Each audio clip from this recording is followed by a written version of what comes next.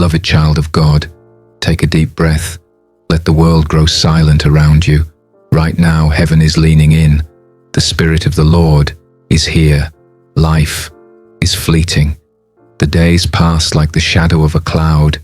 Here one moment, gone the next. James chapter 4 verse 14 says, "For what is your life?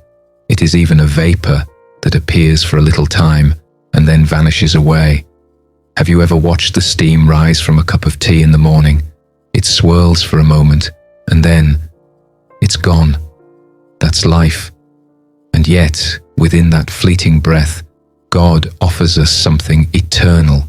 Child of God. As I speak to you now, there are people around the world drawing their last breath. There are people stepping into eternity, some into the joy of the Lord, and others into separation from Him. This is why these moments matter.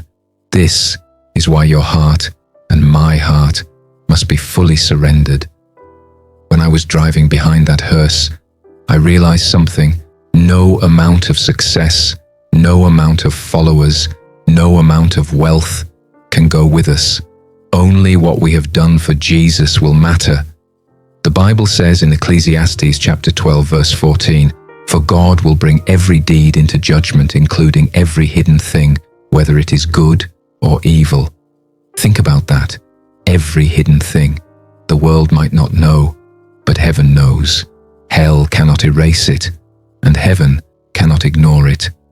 This is why repentance is not just an event, it's a lifestyle. Repentance is the daily turning of the heart toward God, the gentle whisper of, "Lord, I need you more today than I did yesterday."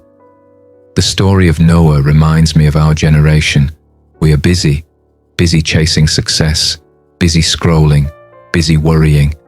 But how many are listening to the voice of the Spirit saying, "Come into the ark before it's too late"? The ark today is Jesus Christ. He is the only safe place. He is the only one who can close the door of mercy and open the gates of eternal life. Child of God, listen. I believe the Spirit is speaking to your heart right now. He's calling you to a deeper walk, a life that is not half in the world and half in Christ, but fully surrendered. The Bible says in Revelation chapter 3 verse 20, "Behold, I stand at the door and knock.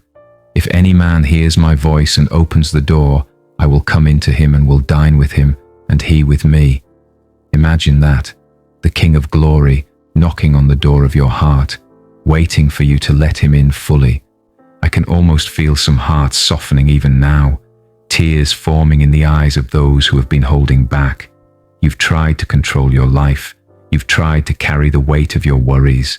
But now, Jesus says, "Let me in." Let's go deeper in prayer. Heavenly Father, we come to you in holy awe.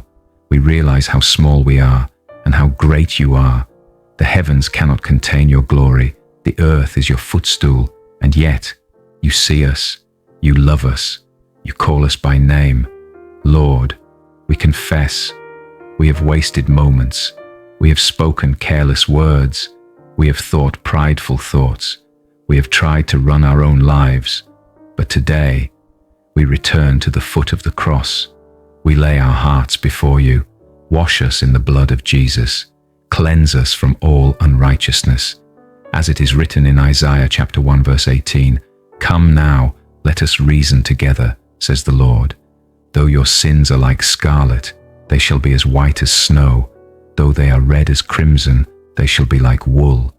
O God, make us white as snow. Give us hearts that love what you love and hate what you hate. I speak over every person listening. Every chain of shame be broken in Jesus' name. Every spirit of fear, leave now in Jesus' name.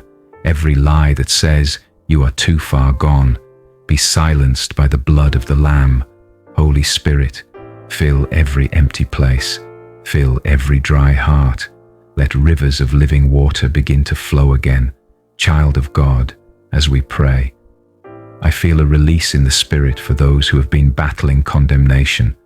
The enemy has whispered, "You're not worthy. You're finished. God is done with you." But hear the word of the Lord in Romans chapter 8 verse 1. There is therefore now no condemnation to them which are in Christ Jesus, who walk not after the flesh, but after the Spirit. You are not condemned, you are redeemed, you are loved, you are chosen. Let this truth sink in. Lift your hands right where you are and whisper, "Thank you, Jesus, for saving me, for loving me, for never leaving me." Father, we now pray for supernatural strength, strength to walk the narrow road, strength to resist temptation, strength to love when the world is full of hate, strength to forgive when it feels impossible. As it is written in Isaiah chapter 40 verse 31, "But they that wait upon the Lord shall renew their strength. They shall mount up with wings as eagles. They shall run and not be weary, and they shall walk and not faint." We wait on you, Lord. We trust in you, Jesus. We cling to you, Holy Spirit. And now, Father, we declare victory over every listener, victory over fear, victory over the lies of the enemy, victory over sin and shame, victory over hopelessness. The same Spirit that raised Jesus from the dead is quickening their mortal bodies even now. Hope is rising, faith is rising, peace is flooding their heart like a river. Thank you, Lord, for this divine encounter. We will never be the same. We seal this moment in the blood of Jesus, and we walk forward with courage, faith, and love. In Jesus' mighty name we pray. Amen. Beloved, if this prayer touched your heart, type Amen in the comments. If you are committing your life to Christ or rededicating your heart, let us know. We will pray for you by name. Don't forget to subscribe to join our family of believers and share this message, because someone you know needs this encounter with Jesus.